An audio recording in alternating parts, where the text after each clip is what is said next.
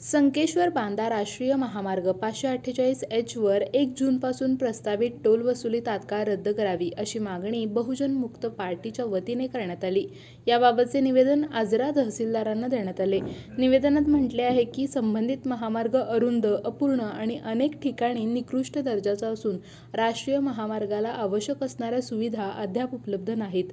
दुभाजक, उड्डाणपूल, अपघात मदत केंद्र, पुरेशा सुरक्षितता सुविधा नसताना टोल आकारणे म्हणजे स्थानिक जनतेवर अन्यायकारक आर्थिक भार टाकणे असल्याचा आरोप करण्यात आला।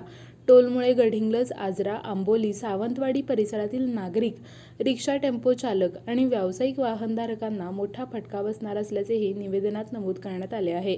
गेल्या 2 वर्षांपासून टोलमुक्ती संघर्ष समितीच्या माध्यमातून विविध आंदोलन करण्यात येत असून प्रशासनाने लोकभावनेचा आदर करून टोल प्रक्रिया तात्काळ थांबवावी, अन्यथा आंदोलन आणखी तीव्र करण्यात येईल, असा इशाराही बहुजन मुक्ती पार्टीने दिला। या निवेदनाच्या प्रती विविध मंत्री, लोकप्रतिनिधी तसेच NHAI आणि सार्वजनिक बांधकाम विभागाच्या अधिकाऱ्यांना देण्यात आल्या आहेत, अशी माहिती बहुजन मुक्ती पार्टीचे महाराष्ट्र प्रदेशाध्यक्ष डॉ. उल्हास त्रिरत्ने यांनी दिली आहे। तारा न्यूजसाठी प्रतिनिधी हसन तकीलदार, आजरा।